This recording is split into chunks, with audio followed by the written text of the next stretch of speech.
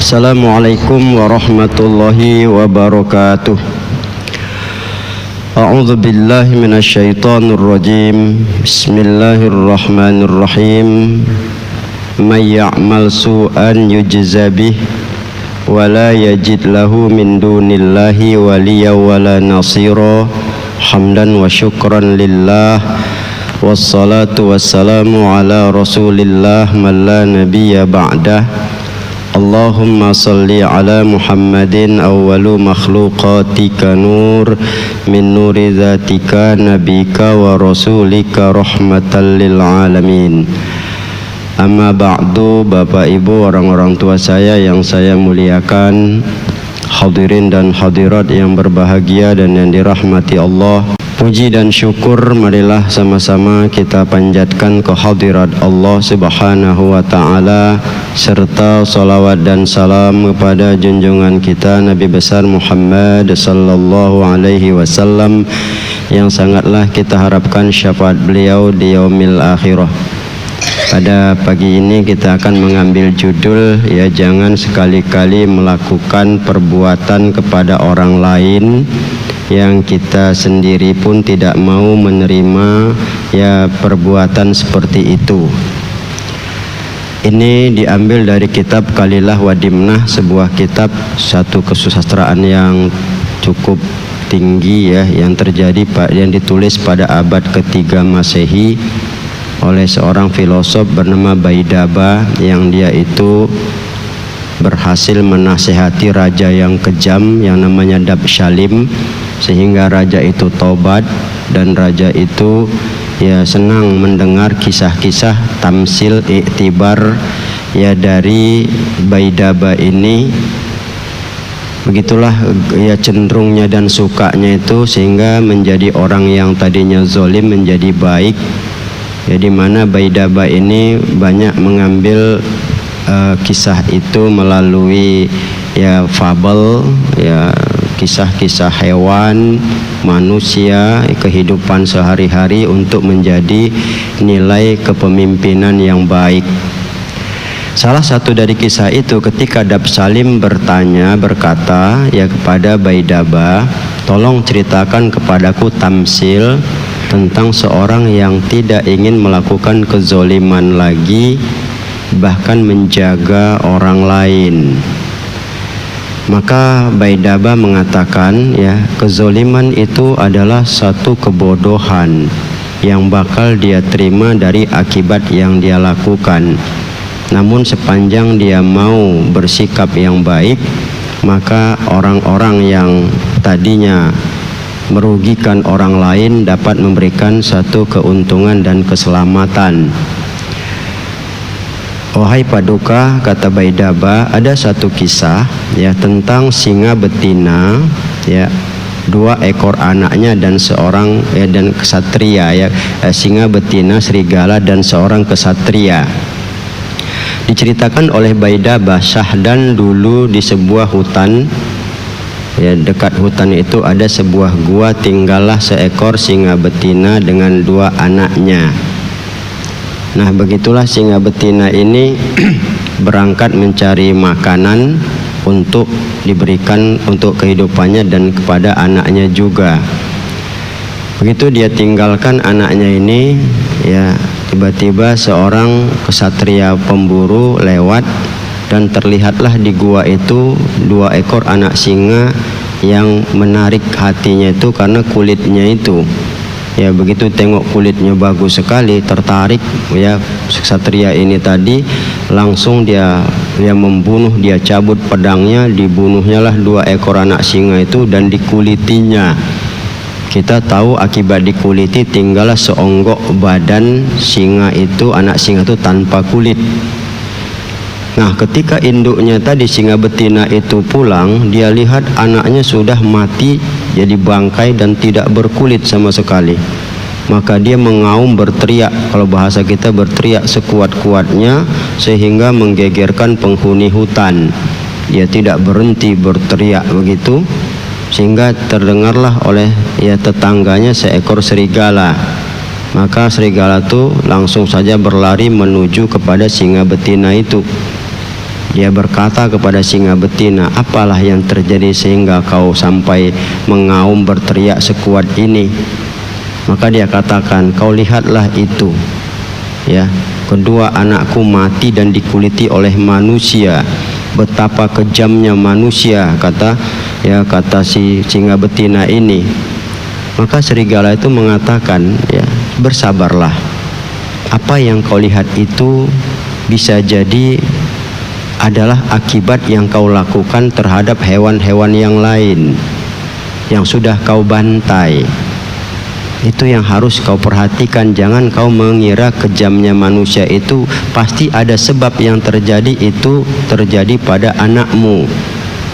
Dia terdiam sebentar, maka serigala melanjutkan, ya, orang bijak berkata, setiap hutang yang pungut, artinya kalau orang berhutang maka sebesar itulah ya dia harus membayar. Setiap orang yang menanam maka sebanyak apa yang dia tanam segitulah dia akan memanen. Itulah yang digambarkan serigala untuk membuka pikiran singa ini tadi. Namun singa itu berkata pada serigala, cobalah jelaskan secara terang, jangan bertele-tele. Baik, kalau itu yang kau inginkan, kata serigala, ya, aku boleh bertanya. Ya, silahkan, kata singa itu. Berapalah umurmu sekarang? 100 tahun. Ya, apalah makan pokokmu itu? Maka singa itu menjawab, makanan pokokku adalah daging binatang liar. Itu yang dikatakan singa tadi. Siapalah yang memberikan ya makan itu kepadamu? Aku mencarinya sendiri, kata singa itu kepada serigala. Nah, maka serigala memberitahukan sama singa itu, selama ini kau makan daging liar, apa kau tidak pernah mendengar, ya, bahwa semua hewan-hewan liar itu kan punya ibu dan bapak, punya induk. Mengapalah kau tidak mendengar jeritan mereka ketika anak mereka itu hilang kau santap? Mengapalah kau tidak mau mendengar, ya, kau tulikan telingamu itu? Mereka merintih, sedih, menangis, menjerit karena anaknya ya hilang kau makan dan kau bantai. Nah, inilah yang terjadi pada dirimu itu. Maka jangan kau salahkan apa yang terjadi pada anakmu itu. Itulah kata serigala itu kepada singa. Singa itu mafhum, dia paham, dia terdiam. Maka ketika dia terdiam, dia berkata kepada serigala itu, kalau gitu apalah yang harus aku lakukan, kata singa itu, ya, kau robahlah apa yang kau makan ini, ya, itu akan bisa membuat kau lebih lembut lagi jiwamu. Baiklah kalau gitu aku bersumpah, kata si singa ini, aku tidak akan lagi memakan ya hewan-hewan liar, aku akan memakan buah. Sejak itulah dia memakan buah singa ini tadi. Nah, begitulah berlangsung sehingga jiwanya mulai halus dan dia tidak mengganggu hewan-hewan lain yang lewat pun di depannya. Kemudian badan juga agak berubah, ya, lebih sedikit kecil. Nah, begitulah hewan merasa tentram dengan kondisi singa ini tadi. Dia rajin berbuat kebaikan, menolong apa yang bisa ditolong. Nah, satu saat ketika dia makan ya satu butir buah, ya, tiba-tiba lewat seekor burung merpati. Maka burung merpati itu hinggap di pohon di bawah buah yang dimakan oleh singa sambil berujar kalau bahasa kita, ya. Apa kata burung merpati itu, ya? Aku tidak pernah menjumpai singa, baru inilah ku jumpai. Tapi anehnya mengapa ya engkau ini memakan buah? Ya, aku merasa selama ini buah berkurang itu karena air ya dari langit tidak turun hujan. Berkurang buah kulihat. Ternyata kau singa malah memakan buah. Ya, celakalah pepohonan, celakalah buah, celakalah hewan-hewan yang memakan buah kalau ini kau lakukan. Ini sama saja kau juga mengambil hak kami, rezeki yang kami punya. Sementara selama ini kan kau memakan daging. Ya, terdiam singa itu saat itu, ya. Kalau beginilah kau lakukan, bagaimana ke depan kami akan makan? Ya, maka singa itu terdiam saat itu. Dia berkata kepada merpati dan bersumpah, ya wahai merpati, aku bersumpah sejak saat ini aku tidak akan lagi makan buah, tapi aku akan makan rumputan. Itulah dibilang oleh singa itu, sejak itu dia memakan rumputan. Nah, cerita ini sampai di situ diceritakan oleh Baidaba kepada Dabsalim.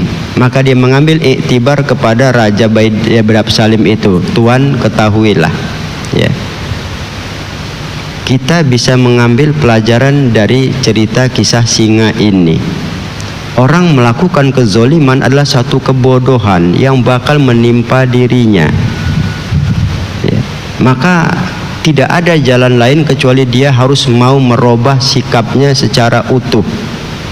Nah, ketika singa itu mau merubah sikapnya, dia dapat melindungi orang lain, dia dapat melindungi hewan-hewan lain, sehingga hewan itu merasa begitu aman dan nyaman. Ya, hewan tidak lagi merasa ketakutan. Nah, kalaulah ya singa saja bisa merubah dirinya seperti itu, konon lagi kita manusia yang dikasih Tuhan akal kepada kita. Kita dikasih akal, hati nurani, bisa ya menalar, mencerna ya, dengan penuh rasa kasih sayang. Alangkah bodohlah manusia kalau dia melakukan satu kezoliman sementara dia punya akal dan hati nurani, sementara dia sendiri kadang tidak mau menanggung akibat apa yang ditimpakan kepada dirinya itu. Inilah Tuhan salah satunya Anda inginkan itu. Artinya jangan sekali-kali melakukan sesuatu yang kita sendiri pun tidak mau ya menerima perbuatan seperti itu tadi. Pada pendengar dan hadirin hadirat yang saya muliakan, dari kisah singkat ini jelas ya, walaupun itu kitab kesusastraan lama, tapi bagi kita umat Islam ini kan dasar kita kuat. Di dalam Quran berulang-ulang Allah memberikan satu gambaran secara jelas. Ya, seperti saya baca tadi surah An-Nisa ayat 123, may ya'mal su'an yujzabih, kata Allah, siapa yang melakukan keburukan yujzabihi, akan dibalaskan seperti apa yang dia lakukan. Wala yajid lahu min dunillahi waliya wala nasira, dia tidak akan mendapat dari Allah sedikit pun ya perlindungan dan pertolongan. Di dalam surah Al-Isra ayat 7 itu juga sering kita dengar ketika ya acara Isra Mi'raj itu kan, in ahsantum ahsantum li anfusikum wa in asa'tum falaha. Siapa yang melakukan kebaikan, kebaikan untuk dirinya. Siapa yang melakukan keburukan, kejahatan, kejahatan akan ditimpakan kepadanya. Itu satu kemutlakan yang harus dipahami ya. Di dalam surah Az-Zukhruf ayat 15 juga jelas, dikatakan man amila solihan fali nafsih wa man asa'a fa 'alaiha wa ma Allahu bizalim ya wa ma bizalimi lil abid. Itu ada dikatakan bahwa siapa yang melakukan satu kebaikan kebaikan itu untuk dirinya, siapa yang melakukan keburukan akan ditimpakan kepada dirinya. Apalagi tadi kita baca dalam sholat kan ada tadi ya ayatnya itu surah Al-An'am 160, man jaa'a bil hasanati falahu asyru amsalihha wa man jaa'a bis sayyiati fala yujza illa mislaha wa hum la yuzlamun. Ya, siapa yang mendatangkan satu kebaikan Allah balas 10 kali kebaikan. Siapa yang mendatangkan satu kejahatan tidak akan ditimpakan dibalas kecuali seperti itu. Kalau kita lihat, kita bisa bercermin ketika kita mau melakukan kejahatan sama orang yang mikirlah, kalau kita kena siap enggak? Jadi mengukur ke diri itu satu hal yang sebetulnya sangat baik dan positif. Ketika kita mau menzolimi, memukul orang, menipu orang dan sebagainya, siap enggak untuk itu? Siap enggak untuk itu berbalik kepada kita? Ini satu cermin yang digambarkan Rasulullah. La yu'minu ahadukum hatta yuhibba li akhihi ma yuhibbu li nafsihi. Tidak sempurna iman seorang kamu hingga dia menyayangi saudaranya bagaimana menyayangi dirinya sendiri. Artinya ini jelas, ketika mau berbuat sama orang lain, lihat ke diri. Siap enggak? Apalagi satu nilai keburukan. Makanya seperti singa ini, dia menjerit-jerit, kita bilang dia merasa sakit, manusia dituduhnya kejam. Sementara dalam usia 100 tahun itu berapa banyak sudah anak-anak hewan lain itu yang dia bantai. Dia tidak mendengar jeritan tangisan ya ayah dan ibu dari hewan tersebut. Ya, kita juga harus bercermin kepada itu. Ketika mau bikin sesuatu yang buruk sama orang, pikirkan, kalau saya kena siap enggak? Enggak, jangan bikin. Ini yang perlu menjadi satu barometer ukuran. Ya, ukurlah ke diri kita. Ketika kita ditipu orang, kita bilang sakit kali rasanya. Tapi ketika kita menipu orang, harus berpikir ke arah itu. Saya mau menipu orang ini nih, gimana? Ya. Tapi ketika kita tahu bahwa kalau ditipu nggak enak, jangan lakukan. Inilah yang menjadi satu ya iktibar pelajaran yang berharga bagi kita. Ya, dulu pun sampai begitulah diungkapkan dengan kisah-kisah yang indah. Tentunya bagi kita sebagai orang Islam, ya ada ajaran. Makanya orang Islam itu kan kalau kita lihat di zaman Rasulullah dan seterusnya itu, ya banyak hal-hal yang begitu baik. Umar bin Khattab, ya begitu jadi orang sebelum Islam sampai Nabi pun mau dibunuhnya. Artinya bahwa pada dasarnya orang masih bisa berubah. Kalau singa saja bisa berubah, kenapa kita tidak? Itu jadi masalah. Jadi jangan memponis diri. Saya ini sekali jadi maling bakal maling terus, nggak ada itu kamusnya seperti itu ya. Saya ini kalau udah jahat bakal jahat terus sampai mati, nggak ada kamusnya seperti itu. Jadi ini kan menjadi pelajaran sama kita. Kalau singa saja dalam cerita ini bisa berubah dari makan daging kepada memakan buah, Umar bin Khattab begitu ya. Kalau dibilang sadis sih mungkin nggak sejauh itulah, tapi kan sampai mengubur anaknya, ya sampai Rasul mau dia bunuh. Bagaimanalah Umar itu dengan pola kasar, keras, bisa jadi kejamnya juga ada, tapi bisa dilihat ketika dia berubah apa yang terjadi. Terang dunia dibuatnya melalui pendidikan Rasulullah Sallallahu Alaihi Wasallam. Inilah hal yang menjadi satu cermin bagi kita. Ya banyak contoh-contoh yang begitu jelas ya. Jadi Baidaba ini mewakili bagi kita suatu kisah. Ya, artinya manusia itu bukan hewan. Kalau hewan saja bisa jinak dilatih, ya, walaupun ada sifat dasarnya kita bilang, apalagi kita yang sekali berubah, insya Allah bisa jauh lebih baik, lebih utuh. Ini yang perlu menjadi pelajaran. Jadi kita ingat, Allah sudah menetapkan keburukan setimpal itu balasannya. Siap enggak? Tidak siap, jangan bikin. Itu yang baik. Ya, ini yang harus menjadi satu pegangan sama kita. Satu kebaikan untuk dirinya, satu keburukan akan ditimpakan kepadanya. Nah, urusan ditimpakan itulah yang harus menjadi kembali kepada kita. Wajar Rasulullah ya dalam banyak hadis itu menggambarkan bagaimana kedamaian al-muslimuna man salimal muslimuna min lisanihi wa yadihi. Muslim yang baik itu yang menjaga, menyelamatkan sesama saudaranya muslim dari kejahatan lidah dan tangannya. Jangankan tangan menyakiti, lidah menyakiti pun tidak dilakukan. Tapi begitulah indahnya. Siap enggak kita dihina orang? Maka jangan hina orang lain. Siap enggak kita dicaci maki orang? Jangan caci maki orang lain. Ini yang harus sekali lagi ya berulang saya sampaikan seperti tadi. Jadi segala sesuatu yang buruk, yang jelek, yang jahat itu berpikirlah untuk melakukannya. Kalau tidak siap, jangan lakukan kepada orang lain. Itu satu kebodohan, ya, satu hal yang jahil bagi kita.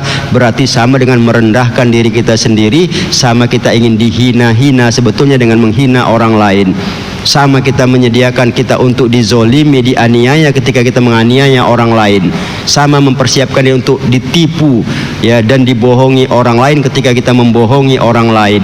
Nah, ini yang harus menjadi ya satu pelajaran yang berharga ke depan ini, sehingga insya Allah jangankan tangan, lidah kita pun menjadi lidah yang arif, yang bijak, yang punya ya rem, punya nilai, mampu meletakkan apa yang perlu kita katakan dan apa yang tidak perlu kita katakan. Begitu juga tangan kita ini, apa yang perlu kita buat dan apa yang tidak perlu kita perbuat. Insya Allah kalau begini ya siapapun manusianya akan baik pada dirinya sendiri ya, dan akan baik kepada orang lain.